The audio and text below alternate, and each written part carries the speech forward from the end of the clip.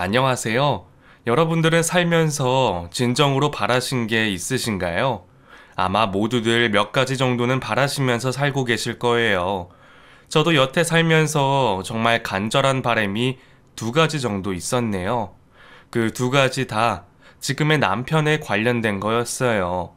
그때는 몹시도 힘들었고, 그래서 매일을 빌고 바래왔던 일이었죠. 그게 뭐였을지 제가 지금부터 그 이야기를 전해드릴까 합니다. 저는 40대 나이에 예쁜 딸을 키우고 있는 여성입니다. 지금은 저도 애 키우고 있는 아줌마지만 저도 한때는 이렇게 다가온 봄처럼 풋풋한 20대의 시절이 있었죠. 다른 분들은 어땠을지 모르겠지만 한창 즐거운 20대 나이에 고민이 별거 있나요? 평생을 저만 사랑해줄 것 같은 남자와의 연애, 제 앞가림을 할 수 있을 취업이겠죠. 저도 그랬어요. 여느 20대와 다름없이 평범한 매일을 보냈죠. 그런데 다른 건 몰라도 연애는 항상 어려웠어요. 나름 신중하고 천천히 알아간다고 생각했고, 그래서 잘 안다고 생각했던 연인들에게 나중에는 항상 뒤통수를 맞았죠.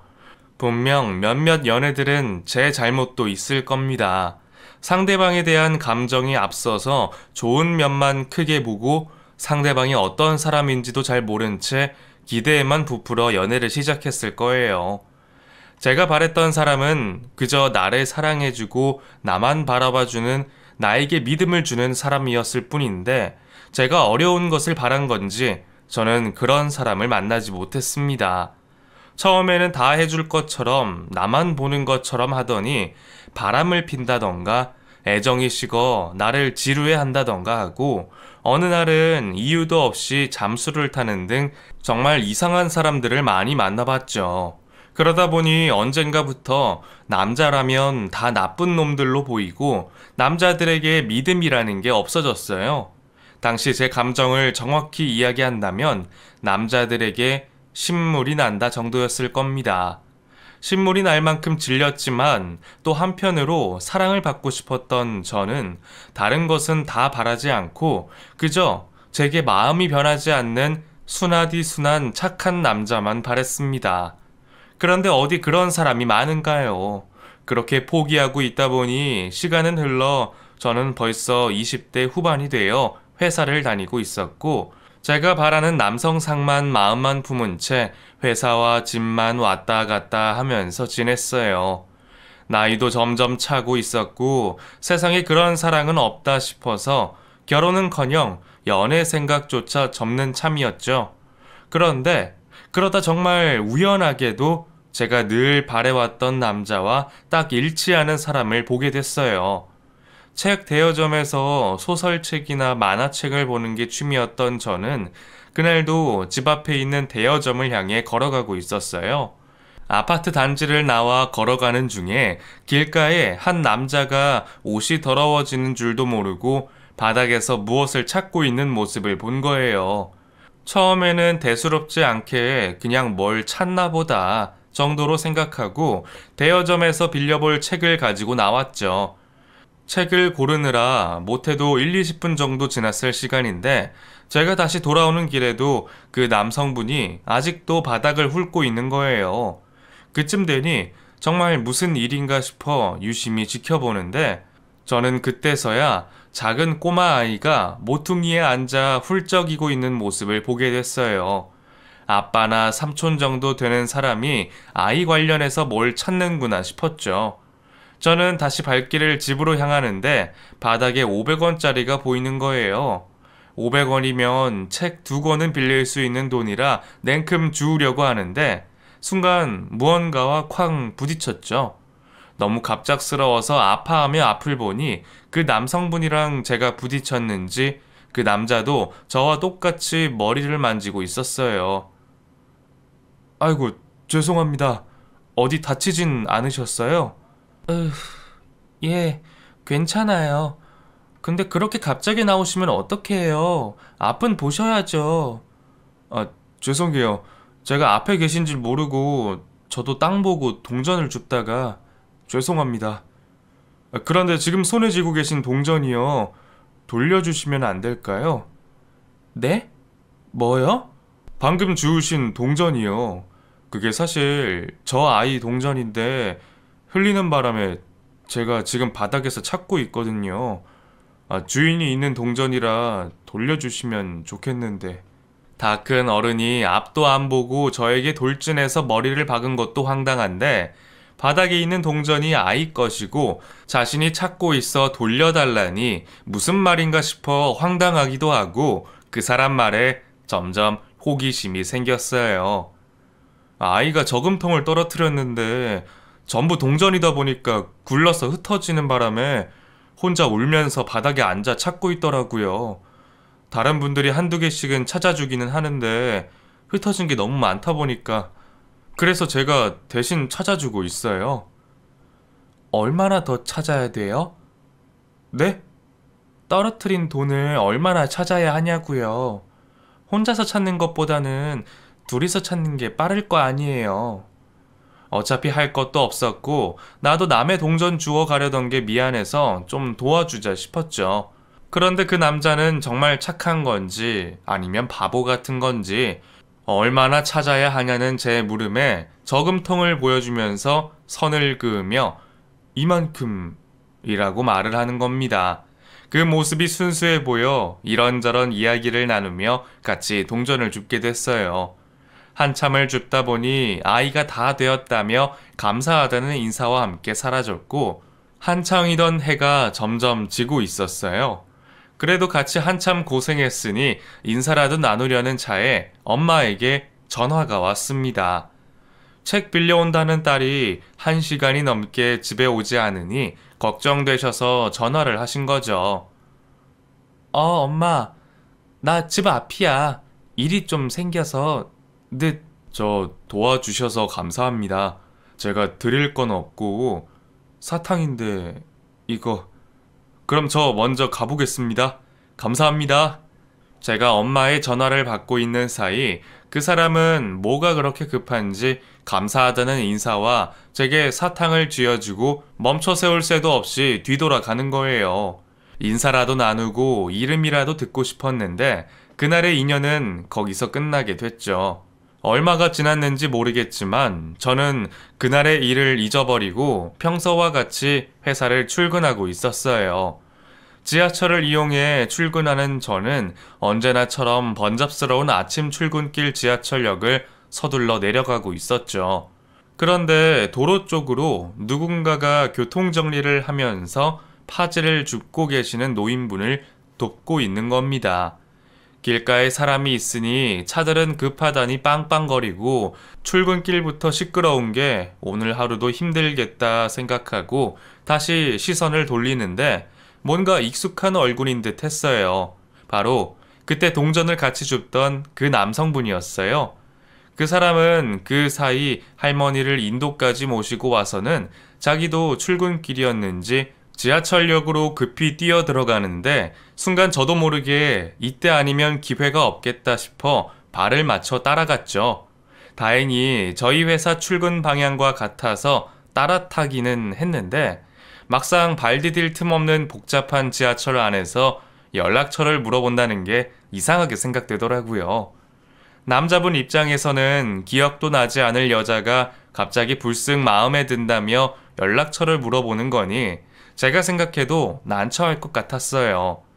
혼자 계속 고민하고 있는 차에 환승역으로 사람들이 빠지자 남성분과 제 사이를 맡고 있던 승객들 모두 내렸죠. 그제서야 저희는 서로 눈이 마주쳤고 그 남성분이 저를 바로 알아보시더라고요. 저번에 같이 동전 줍는 거 도와주신 분 맞죠?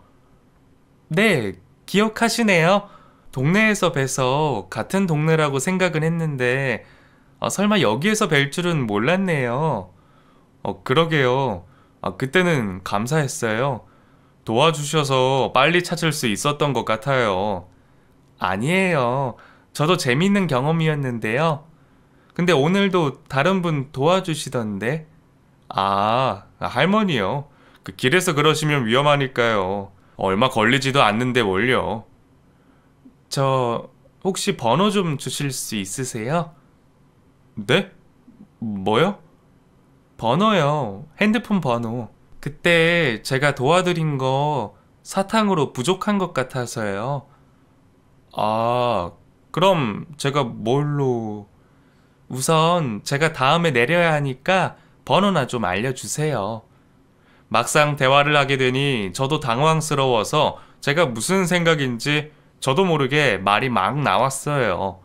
그렇게 얼떨결에 용기를 내어 그 남성분의 연락처를 받고 하루 종일 고민하던 저는 퇴근길에 혹시나 하고 조심스럽게 문자를 넣어봤죠.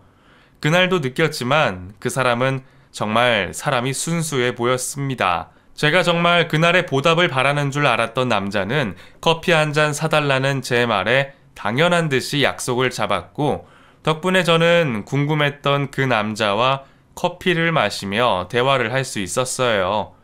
그렇게 만나게 된 이련 씨는 잠깐의 대화에서도 알 수 있을 만큼 정말 착한 남자였습니다. 내가 이제껏 힘들게만 연애를 하여 착한 남자를 만나고 싶었던 제 바램과 맞아 떨어졌죠. 섣부른 호감일 수도 있겠지만 저는 그런 이련 씨와 몇 번의 만남을 더 해봐도 되겠다고 생각했어요. 그래서 제가 먼저 애프터 신청을 했죠. 이련 씨도 그런 제가 싫지 않았는지 그 뒤로 우리 사이는 급속도로 진전이 됐어요. 이련 씨는 제게 잘했습니다. 때로는 바보다 싶을 정도로 착한 그 마음씨가 걱정도 됐지만 사람이 못된 것보다는 낫지 않겠어요. 대학 나와 회사 생활까지 하고 있는 사람인데 착해서 손해봐봤자 무슨 일 있을까 싶기도 했고, 무엇보다 착한 사람을 바라던 저는 다른 걱정은 할 생각도 못했었어요. 연애를 하면서도 이련 씨의 그런 모습 때문에 많은 에피소드가 있었어요. 그 중에 가장 많았던 일이 출근 전에 있었던 그런 일들이었죠. 같은 동네이다 보니 서로 출근길이 비슷하기도 했고, 그렇게 출근길이 맞을 때면 같이 지하철을 타곤 했었습니다. 그런데 가끔씩 이련 씨가 갑자기 연락이 되지 않는 경우가 있었죠. 처음에는 혹시 사고라도 생겼나 싶어 가던 길을 뒤돌아 찾아 나서기도 했는데, 그때마다 이련 씨는 누군가를 돕고 있었어요. 한 번은 웬 노인분을 부축하고 있었는데 할아버지 한 분이 갑자기 어지럼증이 생기셔서 자리에 앉아 계시는 걸 이련 씨가 뒤에서 알아차려 구조대에 연락을 취하고 할아버지가 안정될 수 있게 구조대가 올 때까지 같이 기다리고 있었던 거죠. 바쁜 출근길에 남들은 서두르기 바빠 모른 척하기 쉬운 그런 상황에도 다른 사람을 도와주고 있는 이련 씨가 저는 답답하기보단 따뜻해 보여 좋았습니다. 데이트를 할 때에도 이련 씨는 길거리에서 도움이 필요한 사람을 보면 그냥 지나치지를 못했습니다. 어르신이 길 찾기가 어려우시면 목적지까지 같이 가는 건 태반이었고, 흔히 넘길 수 있는 지하철이나 길거리의 구걸에도 꼭 주머니를 털어 돈을 줬어요. 혹시 돈이 없으면 하다못해 주머니에 있는 껌이나 사탕이라도 쥐어주고 말이죠. 처음 이련 씨를 만난 날 저에게 준 사탕도 그런 이유로 가지고 있었던 거죠. 오빠, 근데 구걸하는 분들 중에서도 나쁜 의도로 하는 분 많대. 그럼 속는 기분 들지 않아? 뭐 어때? 그래도 나한테는 큰 돈도 아니고 내가 작게나마 도와줘서 어찌됐든 그분이 하고 싶은 걸 하시는 거면 난 괜찮아. 사탕이나 껌 가지고 다니는 것도 별거 아닌데 먹으면 기분 좋아지잖아. 그리고 이런 게 나이 드신 분들한테는 가끔 응급약이 된다니까. 남들이 자기를 속이던 말던 자신은 좋은 의미로 돕는 건이 됐다며 해맑고 티 하나 없는 이련 씨가 저는 정말 좋았어요. 이타적인 성격에 저도 덩달아 따라다니려니 힘들기도 했지만 그것도 이해할 수 있었습니다. 이련 씨는 그만큼 저에게도 잘해줬거든요. 가끔 제가 저도 모르게 내는 짜증에도 단 한 번 짜증내지 않고 항상 제가 진정되기를 기다려줬어요. 무슨 일이 있든 화 한 번 내지 않는 성격에 항상 웃으며 저를 대해줘서 제가 이련 씨를 만나게 된 걸 감사하게 생각했죠. 너무 착해 세상을 모르는 사람이라 다들 경험하는 일상을 신기해하는 모습은 또 얼마나 아이 같은지. 저는 어느 순간 그런 이련 씨와 결혼을 꿈꾸고 있었어요. 한 동네에서 지내던 우리는 사귀는 기간이 길어지다 보니 데이트를 하다 발에다 주다 부모님들을 종종 뵙게 됐습니다. 다른 사람들에게도 잘하는 이련 씨가 저희 부모님께는 얼마나 잘했겠어요. 비슷한 나이의 친구들은 부모님 뵙는 것도 어려워하고 불편해하는데 어른 어려워하는 것 없이 웃으면서 먼저 살갑게 다가오는 이련 씨를 보며 저희 부모님도 당연히 그런 이련 씨를 좋아하셨습니다. 평소에도 뭐 좋은 게 생기면 지나치는 법이 없고 늘 저희 집에 들려 부모님이 좋아하실 만한 걸 가져오고는 했어요. 그래서 그런지 결혼 이야기 나오기 전부터 이련 씨가 저희 집 거실에 앉아 있는 게 익숙했죠. 그러다 보니 저도 보답하려는 마음에 이련 씨 댁에 뭔가를 계속 들고 가고 종종 인사를 드리면서 저희는 자연스럽게 양쪽 부모님들과 스스럼 없이 알고 지냈고 점점 결혼 이야기가 나오다가 마치 당연한 듯 결혼까지 하게 됐습니다.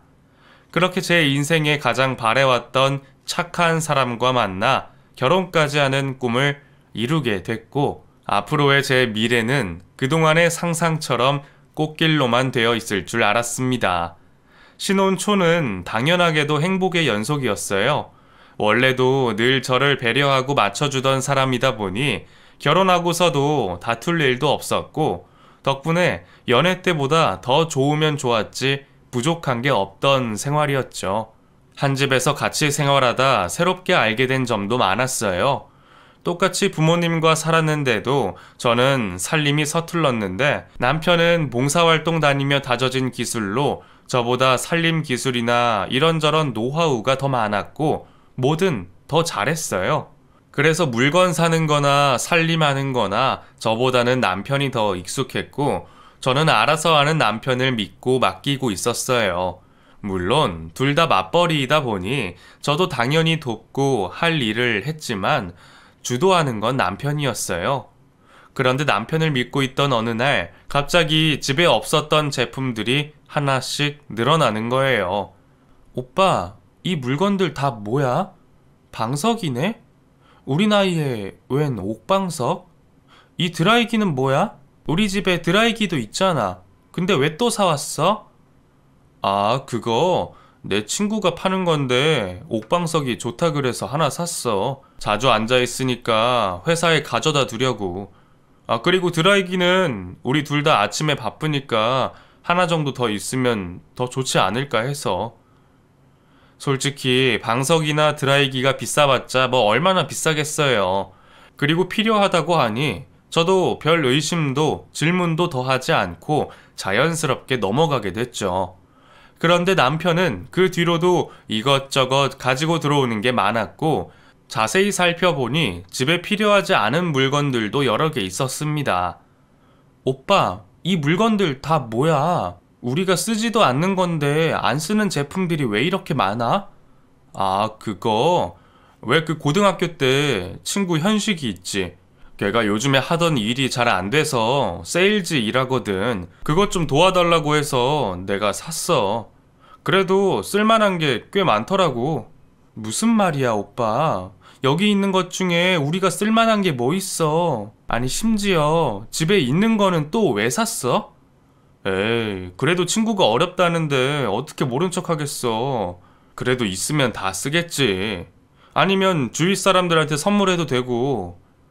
오빠, 그래도 이런 건 나한테 물어보고 사지. 이거 화장품은 여자 건데 나 쓰라고 산 거 아니야? 이런 거 함부로 쓰면 피부 뒤집어져. 이런 집 같은 것도 다 알아보고 사야 하는데. 아, 이런 건 함부로 사지 마. 미안. 다음부터는 혜윤이 너한테 물어보고 살게. 이번만 봐줘. 친구가 어렵다는데 도와야지. 워낙 사람 부탁 거절 못하는 건 알았지만 그래도 연애 때는 그 정도인 줄 몰랐거든요. 그래도 그날 제가 한 말을 이해하고 다시는 그런 일 없을 줄 알았는데 남편은 그 뒤로도 계속해서 물건을 가져오는 겁니다. 오빠, 친구 도와주겠다는 건 알겠는데 그럴 거면 차라리 정식으로 차용증 쓰고 돈을 빌려주던가. 필요 없는 물건까지 사가지고 오면 어떡해. 오빠랑 친구랑 무슨 대화를 했는지는 모르겠지만 누가 봐도 우리 나이에 필요 없는 제품 파는 거 보면 그 친구란 사람도 그냥 오빠 이용하는 거 아니야? 우리가 녹즙기랑 목침이랑 적외선 찜질기? 대체 이런 게 왜 필요해? 우리는 그래도 내일 걱정하지 않아도 되잖아. 우리가 좀 더 넉넉하니까 도와주면 안 될까, 혜은아? 오빠, 이건 정말 아니야. 내가 봤을 때는 오빠 친구가 나쁜 사람으로밖에 안 보여. 그리고 이거 싼 것도 아니고 돈 100, 200이 적은 돈도 아니잖아. 제 가격 주고 사는 것도 아까운 물건을 웃돈 주면서 사는 건 오빠를 바보 취급하는 것밖에 더 돼? 오빠는 기분도 안 나빠? 알았어. 이제 물건은 더 이상 안 살게. 근데 그냥 친구 녀석이랑 밥 한 끼, 술 한 잔 정도 사는 건 괜찮지? 제가 안 말렸으면 대체 어디까지 도와줬을지 모르겠지만 어쨌든 친구 도와주려 했다는 마음과 남편 성격을 아는 제가 그 일은 넘기기로 했어요. 남편도 안 그러겠다고 했고요. 그래도 다행히 그 뒤로 다단계 물건 가져오는 일은 없었어요. 나중에 제가 궁금해서 그 친구와 자주 보냐고 물었더니 친구가 바빠서 그런지 연락도 잘 안 되고 안 만난다 하더라고요. 남편이 물건을 안 사주니까 더 이상 뜯어먹을 게 없어서 그러는 것 같은데 그때도 친구 걱정하는 남편이 저는 참 못 말리겠다 싶고 귀엽기만 했습니다. 그런데 문제는 정말 바보처럼 착해서 법 없이도 살만한 사람이 착하기만 해서 자기 앞가림도 못하고 있다는 거였어요. 그때는 우리가 아이도 가지게 되어 앞으로 벌이와 미래에 대해서 고민이 더 많을 때였어요. 회사에서도 동기들이 다 진급했는데도 아직까지 남편만 진급을 못하고 있었죠. 남편 스스로 능력이 없어서 뒤처지는 거면 제가 뭐라고 하겠어요. 그런데 남편은 분명 능력도 괜찮고 일하는 데 있어 열정도 있는데 진급을 못해 걱정이었죠. 그래도 회사는 잘 다니는 줄 알았는데 저는 모르고 있다가 나중에서야 사실을 남편의 회사 동기들에게 듣게 됐어요. 다른 회사로 스카우트 되어 가게 된 회사 동기가 있어서 남편 동기들끼리 술을 마시던 중 저희 집에서 2차를 하기로 한 겁니다. 그러다 다들 취했는지 제가 앞에 있는지도 모르고 자기들끼리 거침없이 이야기를 하더라고요. 야, 이련아. 야, 너는 그렇게 일하다가 위에서 밑에서 다 치여가지고 정작 네 거를 못 챙긴다니까. 아니, 회사가 무슨 적선하는 것도 아니고 우리가 공무원처럼 정년이 보장이 되냐? 아니면 평판으로 먹고 사냐? 아이, 결국 실적 아니야, 실적. 근데 네가 네 밑에 놈들 뒤치다꺼리 해줘. 위에 상사 업무 처내. 아, 왜 그렇게 손해보고 사냐? 아, 거기다가 아무리 같은 부서라도 다른 팀 걸 네가 왜 도와줘? 그래, 맞아. 동기 중에 너만 진급 못하는 건 진짜 위험한 거야.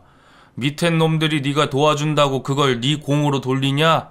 그러다 너보다 연차 낮은 애들이 너 제끼면 회사에서도 너 계속 못 둬. 재수씨, 아, 이 녀석 착한 건 알겠는데 우리 말을 도통 안 들어요. 재수씨가 좀 나서서 얘 좀 정신 차리게 해줘요. 에이, 야, 너네 다들 기분 좋은 날 왜 그래? 여기 내 이야기 하러 왔냐? 경수 좋은 회사 가는 거 축하하러 모인 거지. 내 일은 내가 알아서 할 테니까 다들 걱정 말고 마시자. 마셔. 저는 그때서야 남편이 회사에서 어떤 상황인지 대충은 알게 됐던 것 같아요. 동기들이 술에 취해서 더 오버해서 이야기한 건지 모르겠지만 남편을 아는 사람이라면 누가 들어도 무슨 문제가 있는지 알 수 있었죠. 좋은 일은 경수 씨가 생겼는데 당신은 뭐가 좋다고 그렇게 마신 거야? 속은 괜찮아? 아, 경수랑 나랑 사이가 좀 좋아야지. 우리 신입 때 같이 여행도 가고 사이 엄청 좋았는데 경수 걔한테는 좋은 일이지만 막상 다른 곳으로 간다니까 마음이 복잡하더라고. 그러게, 오빠도 부럽지? 오빠도 잘해서 스카우트 되면 좀 좋아? 아니, 이제 회사에서 자주 못 보니까 아쉬워서 그러지. 그리고 축하해주고 싶기도 하고. 오빠가 지금 아쉬워할 게 아니라 경수 씨를 부러워해야 하는 게 맞지 않아? 아니, 부럽진 않더라도 다른 동기들은 다 과장으로 진급하는데 지금 그대로 괜찮아? 어제 들어보니까 또 다른 팀 일까지 도와준다며. 그러다 정말 회사에서 밉보이기라도 하면 어떡하려고 해. 아이, 그렇다고 쩔쩔매고 있는 걸 어떻게 모른 척하고 넘어가겠어. 누구라도 도와줘야지.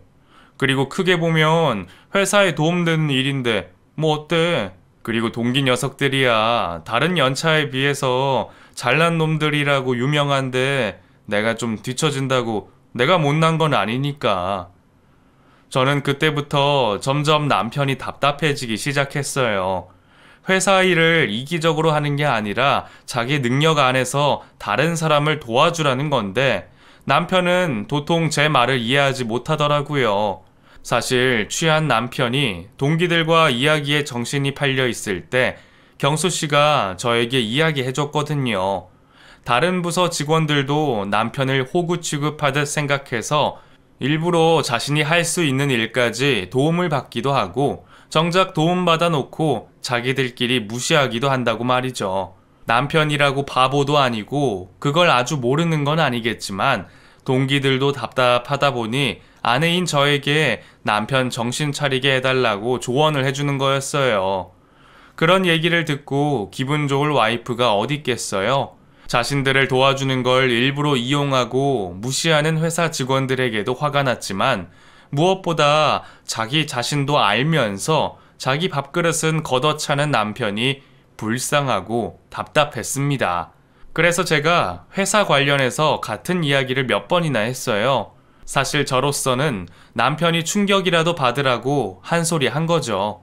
저번에 경수 씨가 한 말을 당신은 그냥 한 말이라고 생각하고 넘긴 거야? 그날 경수 씨가 나한테 와서 뭐라고 했는 줄 알아? 당신이 생각해서 도와준 회사 직원들, 그 사람들 당신 일부러 이용한다고 하더라? 그러면 고마워할 줄이라도 알아야 하는데 심지어 당신을 무시까지 한대. 당신 좋은 일 해서 뿌듯한 건 알겠는데 좋아할 일 아니야. 되려 무시받고 있다고. 근데 당신은 그래도 도와줄 생각이 들어? 나중에 정말 당신 밑에 사람들까지 진급해서 당신 잘리기라도 하면 어떻게 할 건데? 처음부터 내가 뭘 바라고 도와준 건가? 원래 그런 역할을 하는 직장 선배도 있어야 하는 거야.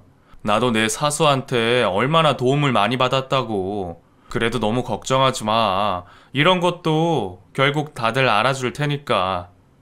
하지만 제가 아무리 세게 말해도 남편에게 아무런 충격을 줄 수 없었어요.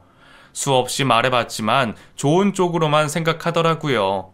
그렇게 남들만 도와주다 보니 둘이서 회사를 다니며 돈을 버는데도 저희는 경제적으로 힘들었어요. 다들 처음 집 살 때 제 돈으로 구매하는 사람이 있나요?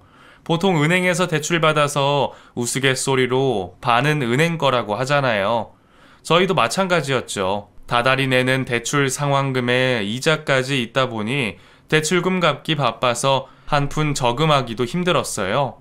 거기다 우리의 소중한 딸인 은유가 태어나 안 그래도 들 돈이 많은데 남편은 가끔 무슨 생각인지 없는 살림에 큰 돈을 덜컥 친구들에게 빌려주더라고요. 오빠, 이번 달 오빠 월급 통장에 안 넣어줬어. 지금 이체해줘. 대충 다음 달 가계부 예상도 해야 하니까. 미안한데 나 이번 달은 좀 힘들겠는데? 뭐야? 또 무슨 일인데? 친구가 급하게 돈 메꿀 곳이 있다고 해서 한 300만 원 정도 빌려줬거든. 뭐? 300? 오빠, 우리 대출에 이자에 우리 생활비도 드는데 아무리 급하다고 해도 300만 원을 덜컥 빌려줄 수 있어? 항상 말하지만 나한테 상의 좀 하라니까. 당신한테 말하면 안 된다고 할까봐 그랬지. 그리고 워낙 급한 상황이라 정말 나도 전화하면서 바로 넣어줘야 했어. 언제 다시 돌려줄 수 있대? 그리고 내가 말했지. 항상 돈 거래할 때는 차용증이든 각서든 쓰라고. 이번에는 썼어? 그게 안 썼어? 아, 진짜 그러면 안 된다니까. 친구끼리 서운해 하더라도 적을 건 적어야지. 당장 전화해서 차용증 쓰자고 해. 쓰긴 썼는데. 그래? 그럼 봐봐. 그게, 자, 1,000만 원? 300만 원 빌려줬다며. 여기엔 왜 또 1,000만 원이야? 그리고 당신이 돈이 어디 있어서 1,000만 원을 빌려줘? 아버지한테 부탁 좀 했어. 아버지도 아는 친구이기도 하고, 걔도 진짜 이번 것만 막으면 금방 된다고 해서. 친구를 도와준다며 수시로 도와주던 남편은 결국 시댁에까지 손을 벌려 남을 도와주고 있었어요. 그동안은 돌려받았으니 망정이었지만 저는 정말 그러다 큰일이라도 날까봐 조마조마했죠. 그러다 정말 큰 일이 벌어지고 말았습니다. 남편이 친구에게 돈을 빌려주다 못해 보증까지 서게 된 거예요. 하지만 이번에는 남편의 믿음과 달리 무사할 수 없었어요. 하루아침에 연락도 행방도 찾을 수 없게 된 남편의 친구 때문에 저희는 돌려준 돈에 친구의 빚까지 모두 떠맡게 됐죠. 남편이 뒤늦게서야 정신을 차리고 또다시 시댁에 도움을 부탁했지만 이미 여러 차례 도움을 주시고 더 이상은 더 내놓을 것도 없던 시댁에서도 남편의 부탁을 거절하셨습니다. 그 돈을 해결하려면 그나마 가지고 있던 우리의 재산을 다 팔아 빈털터리가 되어서야 문제를 해결할 수 있었어요. 결국 저희는 집을 팔아 빚을 갚았고 집 팔아 오갈 곳 없던 저희는 친정에 손을 벌리게 됐습니다. 사실 저는 그런 모습으로 친정을 가고 싶지는 않았어요. 차라리 시집살이를 하면 하지 부모님에게 어려운 모습 보이고 싶지 않았는데 시부모님도 학을 떼시며 더는 못 도와주시겠다고 하시니 결국 기댈 곳이라고는 친정밖에 없었습니다. 그래도 다행히 친정 부모님은 별 말씀 없이 저희를 다독여 주실 뿐이었죠. 그래도 전 재산 잃고 보니 자기도 깨닫는 게 있는 건지 남편도 뒤늦게나마 자기 잘못과 그간의 일들을 반성하는 눈치였어요. 남편도 그러고 싶어서 그런 것도 아니고 이미 벌어진 상황에 남편 탓만 하기에는 앞으로 헤쳐나가야 할 일들이 많았기에 저도 더는 묻지 않고 넘어가려고 했어요. 아이도 있는 마당에 돈 때문에 부모 둘이 싸우고 있는 모습을 보여주기도 싫었고 말이죠. 상황은 힘들었지만 그래도 옆에서 힘이 되어주는 부모님이 계셔서 많은 도움이 됐습니다. 김서방, 너무 자책하지 말게. 세상 사람 중에 굴곡 없는 인생이 있겠나? 어려울 때가 있으면 또 그 배로 좋은 날이 찾아오기 마련이야. 그리고 사람 믿고 도와준 사람이 나쁜 사람이겠나? 속인 놈이 잘못이지. 너무 거기에만 매달리지 말고 앞으로를 생각하게. 그리고 혜연이 너도 너무 김서방한테 뭐라 하지 말고 힘들 때는 아내랑 자식밖에 없어. 알겠지?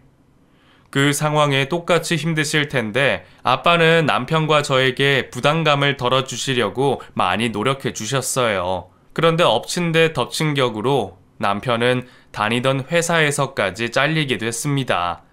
회사에서 어중간한 위치에 있던 남편이 그동안 보증 관련해서 알아보러 다니다가 결국 원고사직을 통보받고 말았습니다. 물론 보증 일로 회사 일을 신경도 못 쓰고 친구 찾아다닌다고 업무에 지장을 준 것도 맞지만 이전에도 남편 동기들이 걱정하던 문제가 드디어 터졌다 싶었습니다. 결국 남편은 퇴사를 하게 됐어요. 저도 힘든 시간을 보내고 있는 남편이 이런 일을 기회 삼아 자신에게 좀 더 냉철해지고 교훈을 몸에 새길 수 있는 시간이 되면 좋겠다고 생각했습니다. 저는 이번 일로 분명 남편이 변할 거라고 생각했습니다. 남편도 제 생각처럼 정신을 차린 건지 재취업을 알아보며 중간중간 아르바이트도 하는 듯 했어요. 당신 퇴사한 지 얼마나 됐다고 벌써 아르바이트를 해? 아니야, 괜찮아. 순영이 걔 가게 도와주는 거라 나도 기분 전환할 겸 하는 거야. 뭐? 순영 씨? 친구 일 도와주는 거라고? 응. 걔가 이번에 가게를 차렸거든. 아직 사람을 못 구해서 급하게 도와달라길래 나가서 도와주는 거야. 그래? 그럼 돈은? 돈은 제대로 받고 일하는 거지? 에이, 친구가 도와달라는데 무슨 돈이야. 준다고 해도 내가 그걸 어떻게 받아. 걔도 아직 자리 안 잡혀서 어렵잖아. 그런데 남편은 아직까지 정신을 못 차렸는지 그렇게까지 당하고 나서도 다른 사람 도와주는데 정신이 팔려 있는 겁니다. 화가 나다 못해 어이가 없는데 너무 어이가 없어서 더 말을 할 수도 없었어요. 결국 남편은 이것저것 남들 돕느라 취직이 미뤄졌고 생활비 한 푼 제대로 가져오지 못했습니다. 그렇게 남편의 백수 생활이 길어지다 보니 처음에는 사위 기죽을까 걱정하시던 저희 부모님께서도 점점 남편을 무시하기 시작하셨어요. 처음에는 남편에게 따끔한 소리를 하는 것부터 시작이었어요. 김서방, 이제는 김서방도 자기 밥그릇 채울 정도는 해야 하지 않나? 하다못해 밖에서 잡일이라도 해서 돈은 벌어와야지. 준비만 한다고 뭐가 해결되나? 죄송합니다, 아버님. 이제 경력직 원서도 좀 넣어보고 주변 사람들한테도 알아보려고요. 할 거면 열심히 해야지. 더 해도 모자란 와중에 친구 도와준다고 밤마다 나간다며. 자네가 음식점 할 것도 아니고 거기서 일한다고 뭐가 되냔 말이야. 처음에는 저도 아빠가 따끔하게 해주시는 말이 좋았어요. 제가 아무리 말해봤자 정신을 못 차리니 어려운 장인이 이야기하면 좀 들어먹을 줄 알았습니다. 그런데 제가 그냥 두고 봐서 그런지 부모님 행동이 점점 더 심해지시더라고요. 어느 날은 남편이 TV를 보고 있는데 엄마가 리모컨을 가져가더니 꺼버리곤 방으로 들어가셨어요. 엄마, 왜 그래? 김서방 보고 있는데. 그래, 김서방이 TV 보길래 끈 거야. 뭐? 왜? 사람이 눈치가 있어야지. 이 정도 먹여주고 재워주면 보답을 해야 할 거 아니니? 그런데 뭐 잘했다고 시끄럽게 TV나 보고. 엄마, 목소리 좀 낮춰. 그이 듣겠어. 그리고 치사하게 TV 보는 거 가지고 그래? 내가 생활비 줄게. 들으라고 크게 말하는 거야. 그리고 너는 너랑 은유값만 내. 다 큰 어른이면 자기 몫은 자기가 내야지. 그날을 시작으로 엄마는 다 같이 밥을 먹을 때도 남편이 반찬을 많이 먹는다며 타박하셨어요. 김서방, 반찬값 주는 것도 아니면서 반찬을 한 번에 다 가져가면 어쩌나? 나 같으면 김치 한 조각이라도 여러 번 베어 먹겠네. 엄마, 왜 먹는 걸로 그래? 네 엄마 말이 맞다. 김서방이 오고 나서 식비가 좀 많이 드는 게 아니야. 우리가 무슨 돈이 있다고 그 돈을 다 부담하겠냐? 아니, 그게 뭐 얼마나 된다고 그래 정말. 은유도 있는 앞에서 꼭 그래야겠어? 자고로 가장이 가장 몫을 못하면 대우받지를 못하는 거다. 이게 다 자업자득이야. 날이 갈수록 심해지는 괴롭힘에 말은 못하지만 남편도 점점 속상해하고 기분 나쁜 모습이었어요. 오빠, 너무 신경 쓰지 마. 내가 잘 말해볼게. 아니야, 틀린 말씀도 아니고 장인어른 말씀처럼 자업자득이 맞지. 내일부터 나도 뭐라도 알아보고 일하려고. 생활비라도 드려야 할 거 아니야. 그래도 구김없던 남편은 대꾸 한번 하지 않고 생전 처음 해보는 배달 일과 대형마트 일용직까지 하면서 부모님의 무시와 괴롭힘을 버텨보려 했어요. 하지만 부모님의 행동은 날이 갈수록 심해지셨고 나중에는 아무리 속 좋은 남편이라도 기분 나쁠 만큼 괴롭히셨어요. 김서방, 자네 화장실 가나? 네, 아버님. 화장실 쓰시게요? 아니, 작은 건 500원이고 큰 건 1000원일세. 예? 말귀를 못 알아듣나? 용변 말일세. 갈 때마다 돈 내고 가라고. 이제 우리 집에서 사용하는 것마다 돈을 붙일 생각이니까 그리 알게.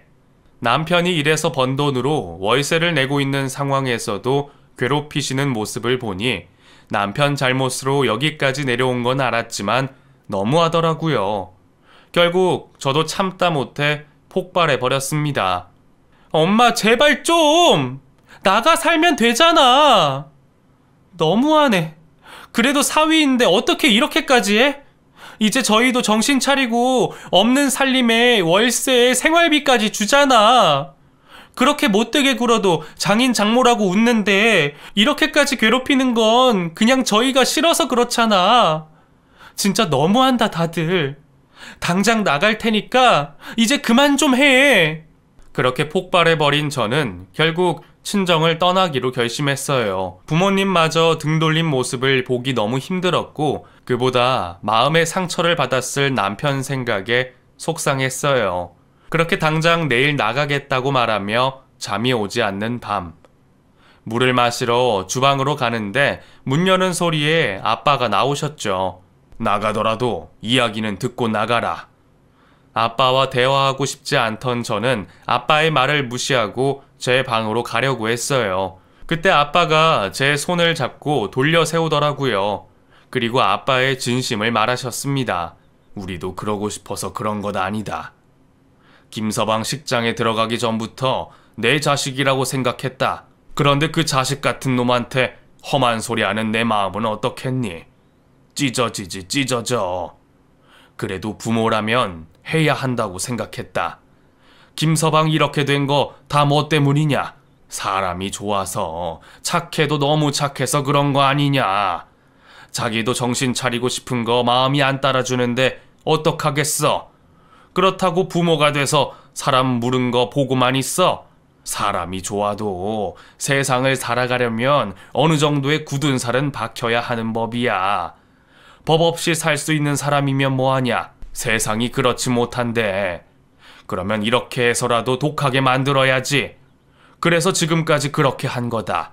배달 일에 일용직에 자기 딴에는 노력하는 것 같은데 집에서 사람 대접 못 받으면 우리가 얼마나 밉겠니? 사돈댁도 나 몰라라 하고 우리까지 그래버리면 이제 기댈 때라곤 하나 없다 싶겠지. 그런 꼴 당해봤으면 김서방도 느낀 게 있겠지. 그리고 이 돈은 네 엄마랑 나랑 합의한 후에 주는 거니까 사양 말고 받아. 뭐든 하려면 돈이 필요할 테니.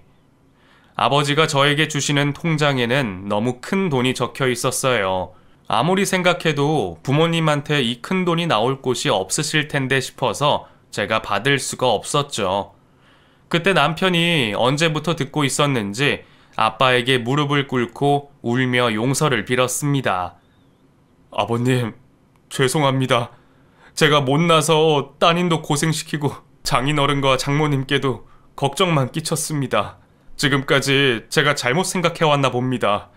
그저 착하게만 살고 베풀며 살다 보면 돌려받을 날이 있을 거라 생각했는데 제가 다른 건 몰라도 가족 먼저 생각해야 했는데 그러질 못했어요.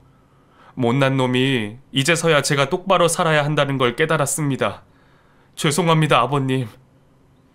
친구들, 직장 동료들의 배신과 제 간절한 부탁에도 정신 못 차렸던 남편이 그제서야 정신을 차린 듯 했어요.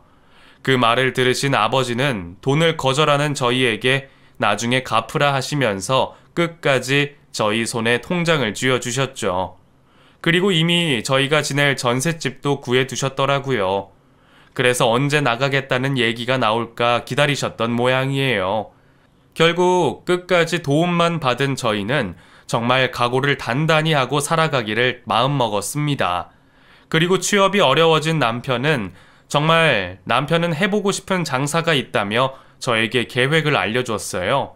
그 얘기를 듣고 또 덜컥 장사를 하려나 싶었는데 부모님이 주신 돈을 함부로 쓸 수 없다며 몇 년이 지나더라도 밑에서부터 제대로 배워오겠다며 일부터 배우기 시작했죠. 다행히 지낼 곳은 있으니 당장 걱정할 일이 없었고 남편이 말한 계획보다 시간은 좀 더 걸렸지만 덕분에 지금은 개인 가게를 열어 장사를 하고 있습니다. 장사가 쉬운 건 아니지만 찾아주시는 손님분들에게 점점 인정받고 있어서 다행이다 싶어요. 그리고 남편의 권유로 지금은 친정 부모님과 다시 합쳐서 잘 살고 있습니다. 당연히 이전처럼 남편이 화장실을 갈 때 돈을 받고 계시진 않고요. 아직까지는 저희가 부모님에게 보답해야 하는 게 한참 남았지만 느리더라도 진심으로 보답해 나가려고 해요. 앞서 이야기한 것처럼 저는 제가 바랬던 착한 남자와 사랑에 빠져 결혼을 하게 됐고, 그 착한 남편이 남보다 가족을 좀 더 생각해 주면서 살아가길 바랬습니다. 그리고 지금은 그 두 가지 모두를 이루고 살아가고 있네요. 살면서 다른 바람이 생길진 모르겠지만 그때도 꼭 남편과 가족들이 제 옆에 있어 같이 이뤄나갔으면 합니다. 여러분들도 바라시는 바람이 꼭 이루어지셨으면 좋겠네요. 그럼 제 글 읽어주셔서 감사합니다. 행복하세요.